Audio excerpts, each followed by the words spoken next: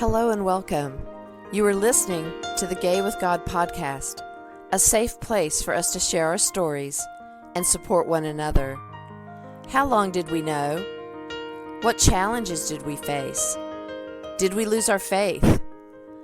When did we find our way back home? Or are we still searching? The stories you hear on this podcast will melt your heart and strengthen your belief that in God, all things are possible, and you can be authentically gay with the God of your understanding. I am your host, Midge Noble, and I am very honored that you are here. Hello, everybody. I am Midge Noble, and I am your host, and I'm also the author of Gay with God, Reclaiming My Faith, Honoring My Story. Back in 2023, I did author a memoir called Gay with God, Reclaiming My Faith, Honoring My Story, and I published it along with Publisher Purpose, a wonderful organization for folks trying to write their own memoir, and especially for the LGBTQ community. They specialize in our stories, and I was delighted to be able to purge all of the things that I needed to purge from my story, and not just in the memoir later, but also in my life, and be able to just get it all down, write it down, purge it all out. And then I got to incrementally go back and delete things from the manuscript that didn't need to be in the story. And that was for lots of reasons. One, because nobody's going to buy a book that was 9,000 some words. Yeah, like I said, I was purging. So it became quite lengthy, and the publisher was getting quite nervous, and she was wondering, how are we going to do that? The cost is going to be too high. Nobody's going to take a wheelbarrow to the store and buy this book because it's going to be too heavy to carry. And, I knew all along that it all wasn't going to go in the memoir, but I needed to release all of it. Have you ever felt that need to just release? Get it out. Let it go. It's very cathartic, and it's healing. So I took the time to get it all out. And then I had to go back and painstakingly take out some of the stories that I really, really loved, but I needed to look at the arc of the story. What was I really trying to say? Why was I really writing this? Does this one story, although it might be extremely hysterical, or it might be very, very heart-wrenching for me, and I wanted somebody to know it, it didn't follow that arc of what my underlying purpose was. My underlying purpose was to write a book for us. So who's us? Us are the people who really grew up believing and being told and having it jammed down our throat that homosexuals are an abomination, that we're all going to hell if we identify as that. We're all going to hell. Full stop. There was no discussion. It wasn't like God's grace or, God made us all. It was just full stop. If you're a homosexual, you're going to hell. Full stop. Now, I believed that, as you know, for 30 years. Now, I was wavering on it the last few years, especially the years that I was living with my now wife, and I knew that there was absolutely no reason why she should go to hell, and I just couldn't put it all together. I was so fearful of that hellfire damnation that I couldn't even tell myself the truth about me, even though there were little, pricklies in there, and I could feel it, and I knew it, and it was confusing. I just couldn't take that leap to go along with that belief because of everything that I was taught. I am totally surprised that I am here, because there were so many times that I didn't want to be here. There were so many times that I was down at the altar on a Sunday, bawling my eyes out with all the unworthiness and all the fear. And that was even before I even met my now wife. I mean, that was like all through elementary school and junior high and high school. I was never feeling like I was worthy enough to not go to hell. And I didn't even know why. But those internal messages were buried so deeply that they were interfering with my own mental wellness. They were interfering with my own quality of life. Oh, I looked happy enough on the outside. Now, I was like the life of, we didn't go to parties, but I would have been the life of every party. I was the one that people came to with their problems. I was the one that made everybody laugh. In my family, my brother and I were the comics, and when there were tense times or we needed to distract something, we were just like, the comedians that wouldn't quit. And I made everybody comfortable.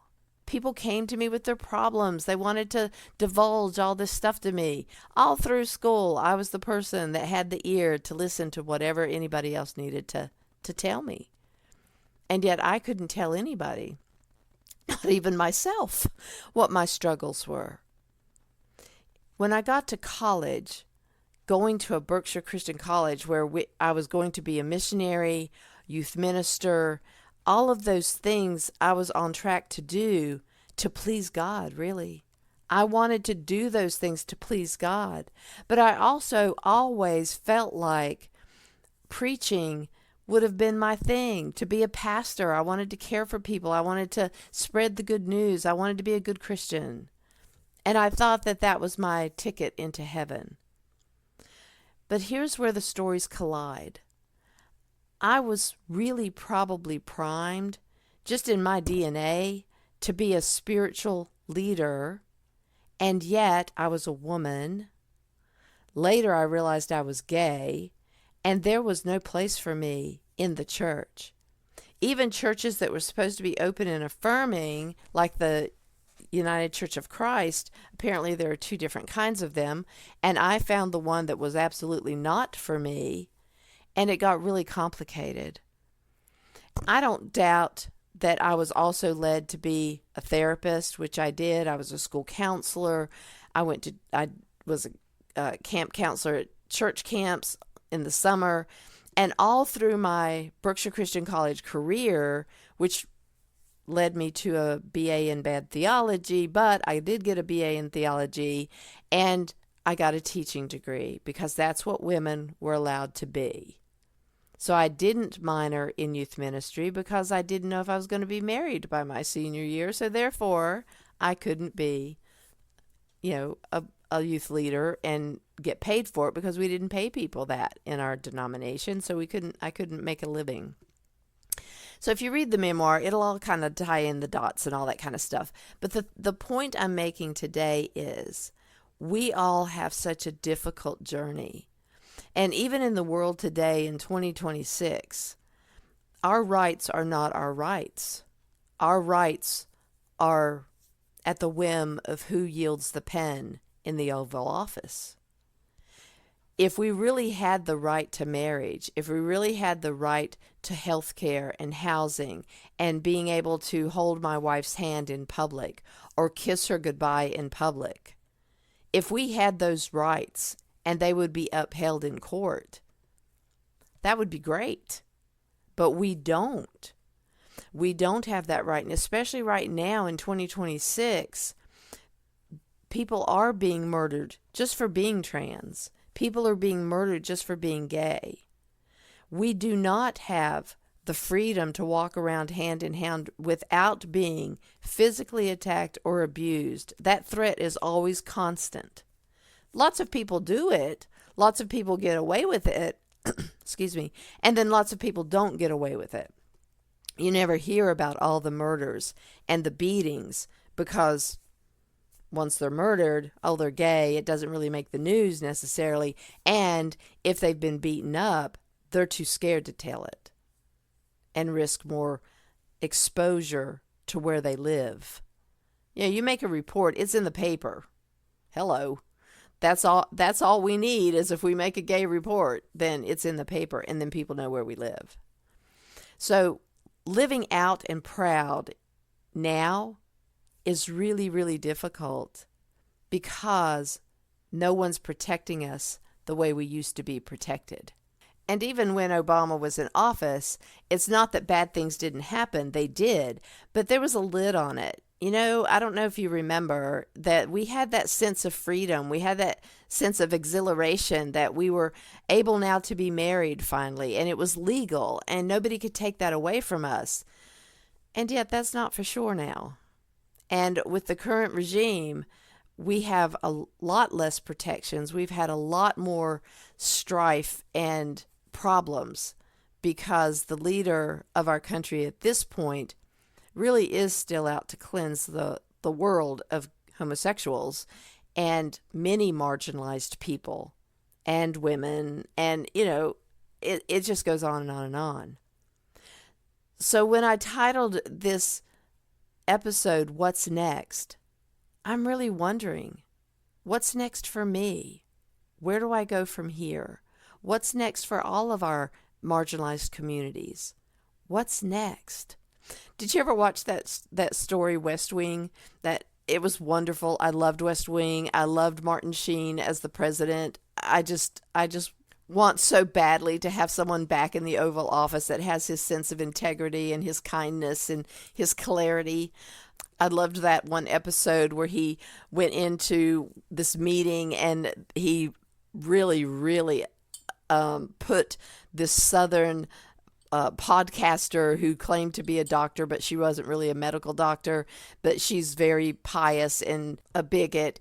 And boy, does he put her in her place by quoting sections of Leviticus and asking her if he should stone his mother or to get somebody else to do it. I mean, it was hysterical, but very poignant and very real, because that's how a lot of people hold us accountable for our own homosexuality, is that we were not created to be gay.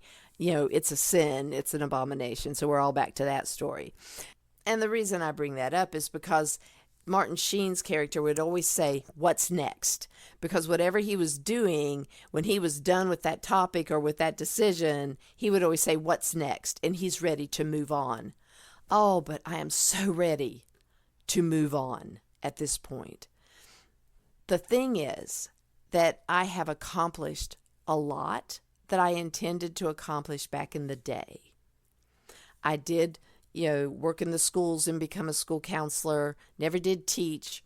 That wasn't in the cards apparently, but I did work as a school counselor, and I found that extremely fulfilling until Randolph County started going on a gay hunt, and many gay people in my time period were being demoted or finding reasons to kick them out when they found out they were gay. And I was told about that. So I started looking for another job, and I was able to find a job at hospice to work with the terminally ill children and their families in the Kaleidoscope program. It's named something different now, but that's what I did. So I was still counseling. I was still being with, bereaved folks or anticipatory bereavement. And that worked fine with me. And I would have stayed there for much longer than I did, although I was required to wear a dress. Which was a little annoying. But I did love it. I absolutely loved it. And then they started billing Medicaid and apparently misappropriated some of the funds, and they had to start laying a bunch of us off. And at that time, I was doing a split role of Kaleidoscope and also actual bereavement work, going out into homes after someone had died and to, help them with the transition of living again without the person they loved. So that was very fulfilling, and I loved doing that too. But they weren't going to pay me much longer. Many people, like 5 people a day, were being sent home during that period of time. And so I had to find another job. So I then was able to find a job as a counselor, a therapist, in Randolph County Mental Health, and that's what it was named before Sandhills took over. And I did that for 8 years. It's like I was 8 years in the school system. It was like 1 year with the Kaleidoscope program, and then it was about 8 more years that I was a therapist with Randolph County. And then when the merger happened, which wasn't really a merger, but I had to look again because they were going to be taking me out of the therapist role and put me into a case management position, which I can tell you, as an Aries and as a math disabled person, tracking numbers doing addition, all of those things, not for me. I knew that would just, one, be a reason for them to fire me for sure. So I just didn't want to even put myself in that position. So I started looking again for a job after those 8 years, and I wound up being hired by a private practice here in town, Carolina Counseling Associates. And I did family therapy and worked with children and families together. And I did that for many, many, many years, way over 8 years. And then in 2019, the owner decided to close the business, and for lots of reasons. We were not able to sustain that business without her, and so the business closed. And that's when I decided that because there were so many reasons why you couldn't really be an out therapist in Randolph County, but I did want to serve my community, and I had served gay clients, but I wanted to just take a break from all the rules that you had to follow as a therapist taking Medicaid, and I just wanted to do my own thing. And that's when I opened up the coaching business online. I know it's really hard for people to ask for help, and sometimes just the stigma of walking into a business that has a marquee over it. People know why you're going in. You can, play with the name a little bit, but people know. And so I wanted it to be really accessible. I wanted it to be coaching instead of therapy, because I wanted people just to be able to come and talk about their faith journey stories and their coming out stories, and find direction and find clarity about who they were, and not have to satisfy some sort of insurance rule about what we could talk about or how that was going to go. I wanted it to be completely the person's journey without anyone trying to muck it up. And, of course, then COVID hit. And this would have been a perfect online coaching business for COVID, but then people were losing their jobs and everything was unsettled. And, it's a very, very small practice. If you want an appointment, you can get one right away, because I'm not that busy. And that's okay, because I have the time to invest in the other things that I'm doing, like this podcast, publishing a memoir. None of those things would have been possible if I was still working 8-9 hours a day in an office doing things that I loved, but it left little time for my own personal life and for my own personal goals. Which brings me back to the podcast title, What's Next? I have no idea. Everything was going according to plan, and that's when something's about to happen. Isn't that the way it is? That everything's going according to plan, and then the universe, creator, whatever you want to call it, you get a whammy. Sometimes you just get a whammy. And for the last several years, my whammy has been physical problems. I've had issues, diagnoses, problems for several years now. And I've been riding above it. Everything's been going great. But the question of what's next keeps coming up, because some of those medical problems required me to isolate at home. Yes, I've had COVID a couple of times, but that wasn't the problem necessarily for very long. But I've had other medical issues that I've had to isolate. And that took me out of many things, took me out of serving at church. I had been able to be licensed as a lay preacher, and it took me out of being able to fulfill, a couple of years of that. It really has changed everything that I was doing. And except for the podcast and my faith journey group, I could still do those things online. I probably have not always been the most coherent or look the best online, but I've done it. And, I still get to be with people coaching and online, and still, offer hope and encouragement and clarity. But what's next? Will I continue to be able to preach? Will that still be an option once I'm ready to go back out into the world? Will I return to being able to serve at church and those things? Everybody's waiting for me. They want me to. But my body has just kind of resisted getting completely 100% well, and I have other things now that I'm going to need to attend to physically that I didn't think it was going to be a big deal, but I might be facing some shoulder surgery, and that will be an interesting thing because I'm so dominant right-handed that my left hand kind of looks like Harry Potter when he got that whatever flute thing he did and he couldn't control his muscles. I mean, I can use my left hand, but I'm not confident in her, and I really don't believe that it's going to be great to maybe have my right arm healing for a while, and we'll see how that works. So today, I really wanted you to be able to think about your journey, your own journey of coming out, your own journey of your faith journey, and where do you go from here? And this is for everybody, even if you're not taking the gay journey and you just popped on here and you were listening to my story and you're like, I don't have a gay journey, but you're on a journey. If you're gay, straight, or somewhere in between, you're on a journey. And we may be going 100% in one direction. And when you get the whammy, what do? What do you do when you all of a sudden don't know what's next? You don't know what to do about your job. You don't know what to do about your marriage. You don't know what to do about whether or not you're going to go back to church or not go back to church. When you get a whammy, where do you go? Who do you talk to? Many of you have a great circle of friends, and they all probably have their own opinions.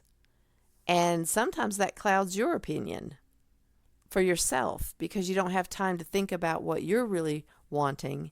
You're just listening to everybody else telling you what you should do. So I want you to take some introspective time. If you're struggling right now, if you're wondering what's next in the world, you're among a lot of great people that are wondering the same thing. But how are you going to cope with it? What are you going to do about it? How are you going to stay above the water? I've talked to many people who have felt suicidal in the last year or two. And of course, we're all worried about what's going to happen next. Not just for ourselves, but for our country, for our communities, for our families.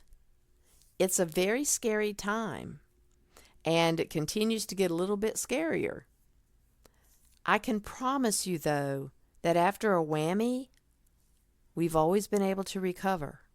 We've always been able to come back to something that may not be the same, but something new that's livable and doable and sometimes even more joyful, and we didn't expect it. I don't want us to give up and give in to the fear or to this administration, but answering the question, what's next, helps us to identify what can we get involved in to help next come? What can we say or do that propels us forward from where we might feel stuck? This does not have to be a depressing episode. This can be an uplifting episode, even though we live in sadness and uncertainty and fear. What's next is right around the corner. And if we can vibrate an energy of willingness to seek it and then follow through with it, we'll figure out what's next because we'll be doing it. We will find it, then we will do it, and then things will be revealed as we go. I hope that you will hold on and keep moving forward with us and not give up or give in to the chaos and the craziness and all the overwhelming news bites. We are in control of our own decisions about how to move forward. And if you need help on that journey, please reach out for me for a little coaching, and we'll be able to walk the journey together. Thank you, everybody, for tuning in, for listening, for sharing, and for being a part of the Gay with God community. If you want to find a link to the memoir or to coaching, go to empoweredmidge.podbean.com and scroll down to where you can find all the links to connect with me. You can also join our Facebook group, Gay with God, where we do a monthly group entitled My Faith Journey. You go to Facebook, look up Gay with God, and then answer all the questions so that I can invite you inside. If you are listening to this podcast and are questioning whether you can be gay and be in relationship with the God of your understanding, if you identify as LGBTQIA+, or not even sure if you are gay, God has always been within you. Even when you didn't know it, you have always been gay with God. Thank you, everybody. Stay tuned to see how you can join the Gay with God community. And as always, you are loved. I want to invite you to become a part of the Gay with God community. How can you do that? Stay connected by messaging me your thoughts and comments in the comment section under the downloads of the show on the Gay with God show page. Subscribe to this podcast wherever you listen and share so we can increase our community outreach and be a light to those who are struggling to claim their faith. Consider being a sponsor so I can highlight your service in our community. We are all worthy of respect and a relationship with the God of our understanding. I want to thank you in advance for supporting this podcast. Together, we as a community will keep this show visible and our community stronger. Deep gratitude to my friend Tim McClendon of Tim McClendon Music for allowing me to use an excerpt from Interlude 4, a song found on his CD entitled Sundance.